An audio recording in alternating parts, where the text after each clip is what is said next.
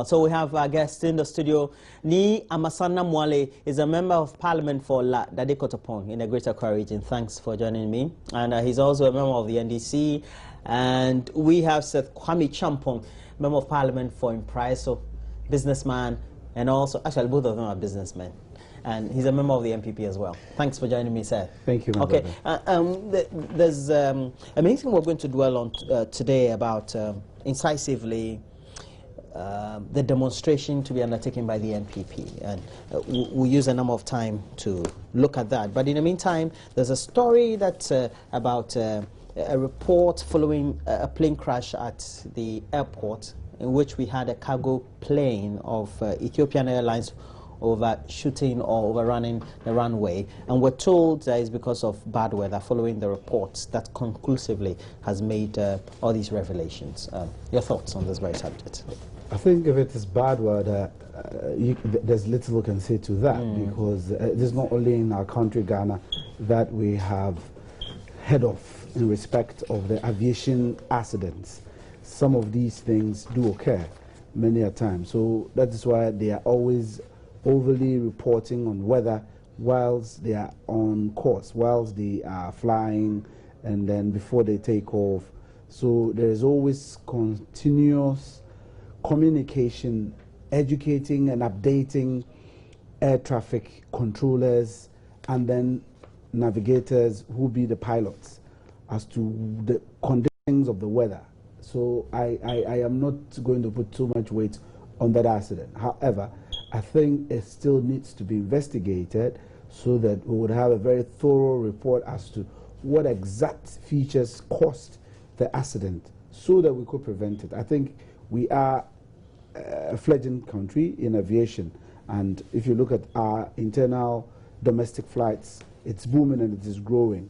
And so safety is something we can't toy with, and we need to ensure that all the measures that are supposed to be in place to protect the travelers, to protect the machinery, which be the aircraft, as well as ensure that we have a very accident-free airport, a zone, because the consistency in getting our airports under accidents and under such behaviors, there are standards that all over globally is applied.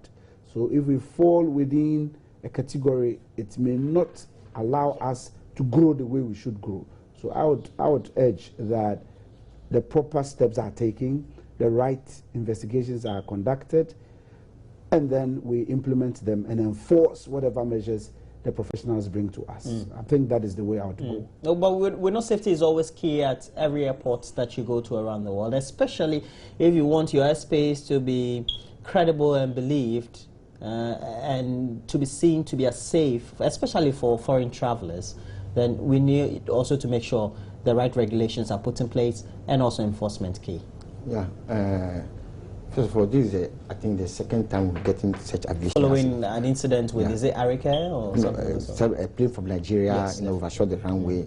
This, I don't think it overshot the runway, but it had an accident by the side of the runway, and it was quite unfortunate. And they, around the car, they were all cargo planes, So maybe I can't pinpoint actually what happened, but the report, I'm happy that the report is out, and I believe those in authority should look at it and digest it very well and make sure that our airport is safe for landing, whether bad weather or whatever the technicality it is. They should put things in place so that we should have a very safe airport, so that we will have confidence in other people coming to invest in the country, confidence for people coming to Ghana to know that our airport is safe for travelers. There's a news that has been making the rounds the last 24 hours. It's about the Ghana Integrity Initiative, which seems to be criticizing President John Dramani Mahama for perhaps not living up to expectation and responsibility in managing the issue of a former staffer, Baba Kamara, who now has been appointed the National Security Advisor. And following that very advice, the Ghana Integrity Initiative is saying that Ostraj had failed to bring to a closure to a scandal that rocked the government back in 2009. and we all know what happened. It's got to do with the issue of Maybe and Johnson. It's not been clarified, or he's not been adequately indicted in that very subject, but it's still been very murky and something that's still not been resolved. I have to start with you. Well, you see, Ghana Integrity Initiative, to me, I would say their report is, to me, is not the best as at now, because why were you waiting? So the person has been appointed as National Security Coordinator before you coming out again to come in indict and say certain things against the person. Because if you were a watchdog and you knew that there was something, this maybe injunction thing in 2009, and the thing has gone to the eyes have been put on the story, or whatever that is happening, those who are doing research, the investigation into it, you know, charge, you were blaming charge. All along, what were you doing? Until the president had been appointed. The president was in the office of the presidency. But that still doesn't matter. It matters a lot. There's a concern for Ghana Integrity. Yes, so Ghana Integrity failed to do their work. Well, to the point that the government and Shraj have not been able to resolve the issue. Especially about his involvement. Is it not a point for which Ghana Integrity Initiative could hold the Mahama-led administration more accountable? The man was working in the Mahama government in the castle. This is at the presidency. This is at 2009 when Mahama was not the person in charge as at then, until Mahama became in charge and the man was in his office. Immediately the man was put into office. Ghana Integrity Initiative should have come out to tell Ghanaians that, oh, this man, this is what is happening, and we're not hearing it from Shraj. They should have put pressure on Shraj to come out with the report, the investigative report. So we waited and the whole thing is gone. That, okay, now I think we haven't found anything bad against the man. And then the man has gone somewhere else. You just come out and say, oh, the man that they have put in national security has a problem with maybe a Johnson investigation and all those things. To me, this a stick they are trying to put into the spokes of the wheel to make sure that. You think yeah, that's what I believe in. All right. You see, I believe it is political. But do you believe? Do you believe that the Transparency Agency, Ghana Integrity Initiative, they are human beings. It's a think tank. And so for you to be insinuating anything It political, is a think tank, but there are human beings who are manning it. They are human beings. So if you are supposed to do something and you don't do it, and you wait for a political opportune time, and then you put but they're not politicians. They are politicians. They are. Who tells they are not politicians? They are, because timing is very, very necessary. You are supposed to bring out something for people to know that this person over here has a problem. If this may be a Johnson thing, I haven't forgotten about it. I forgot about it. I thought the investigation has finished. So if you are saying that investigation is still ongoing, and all along you said nothing until the man has been appointed National Security Coordinator, because you want to put some doubt on the changes that the president has made, then you come and say that, oh, Chad has not done his work. Why didn't you criticize Chad that for not doing his work? Thank you very much. I think I'm not surprised by this attitude from the Dufiasem president, the late President Mills, to our current Ethiopia president, President John Dramani Mahama. Where are we headed? For instance, if you have a trade boards that they're asking to offer as a report, who's even battling her accommodation issues. I mean, there's no peace. The center is not holding. And that is the worry. I'm not surprised they are coming at the security, the supposedly designated security advisor of the president. Indeed, under President Mills' era, those who had been questioned all recused themselves from the portfolio that they had been offered. And the matter went to sleep because they themselves didn't want to effect the proper workings of the law. My colleagues didn't want to enforce the law. I mean, he agrees with me, and he knows we've been saying it. Consistently, they have been in the forefront of disrespecting the laws of the land. Every opportunity you offer them, they will abuse the law of the land. I'm not surprised they are now putting blame on Shraj, that Shraj did not come up with a report. I'm not surprised at all. But as human as we are, quickly we will say I'm not surprised again. But he's raising an issue. Let me emphasize, I'm not surprised. You know, Ghana Integrity Initiative used to have Mr. Batterdam, Where is Mr. Batadam working today? He works with the president. I don't want to go too far. So they are showing the way. Little did I know that such civil society organizations were that political. Little did I know. When President Kufuor was in office, every day we were hearing them shouting on top of their voices. So they lost their voice when President Mills came on. And now they are telling them that truly and indeed, the Ghana Integrity Initiative is a political organization.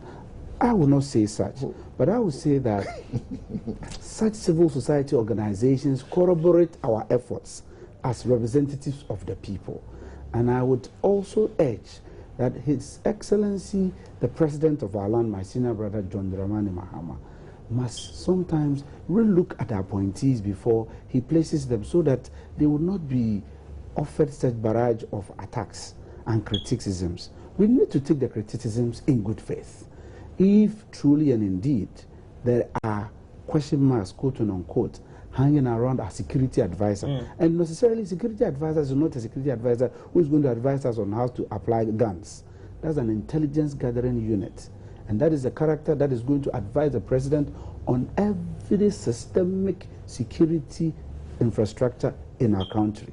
Even our sitting up here in this debate, there are security implications. He's supposed to advise the president. So if he's found culpable under any institution or act, please let us relook into the subject. But we have to say he's well. not been found culpable in any act. I am saying all these alleged. are just allegations I can't and be, no, Roland. I can't be emphatic. But advisably, let me clear myself here. Alleged. Alleged. Okay, Seth, your point has been made. Advisedly, if the president wants to make an appointment, is it not very thoughtful and also perhaps politically wise, excuse my phrase, that you appoint people perhaps who also will not have anything lingering on their image and their integrity? I don't know. Nobody will qualify to work in government. Oh, well, you qualify. So far, we haven't heard anything bad about you. Not about me. If you were appointed as a national security advisor, supposing you had the competence in many respects, I'm not sure all this hula baloo would have been raised against you. They may bring something that, oh, this somebody who went and caused commotion at Offensive North and he was arrested and put in prison at the police at the by-election for almost 24 hours. He wanted to take the crowd in there. They were able to steal the elections and they release him later. So you see, by all means, if you say you use hearsay to appoint people to debar people from government, then we won't get anybody to do it. But all what I'm saying is that as far as Ghana Transparent, okay, I would say a wing of the Transparency International. Yes. Ghana Integrity Initiative. Ghana Integrity Initiative is concerned. To me, they should have talked at the right time. Not at this time that somebody has been appointed. Because if you knew the person has questions to answer, you should have brought it up. And then also, I never said it's not credible. I've never said they are not credible. I've never said that. I'm saying that, all what I'm saying is that they should have bite at the time that they should. And that they stayed for quite too long, knowing that there's a problem with Honorable Baba Kamara, which I don't believe it is so, but they were accusing Shraj. Let me tell you, Shraj is not a woman. Shraj is an institution that even if the woman is not there, because Emily Short was in East Africa for a very long time, Shraj worked during your time. So Shraj is not a woman. Shraj is the organization, it's the body that is doing the investigation. So they should have even asked, they should have been on Shraj, not on the presidency. See, that's why I'm saying that for the first time, they have become political. Okay. They are not even. They have become partisan. They are not even funding Shraj adequately to have a sound mind to work. They haven't said that. So when they turn around, you're in Parliament. You approve the budget. They never said. They so never at said what that. point can we say that Shraj is not? They never said Shraj cannot. You mean the allocations don't go to the institutions? If Shraj was properly working, I don't think the bad press they have received in recent contemporary times, we would not, in our contemporary times, it wouldn't have happened. All right, sir. They are not well resourced.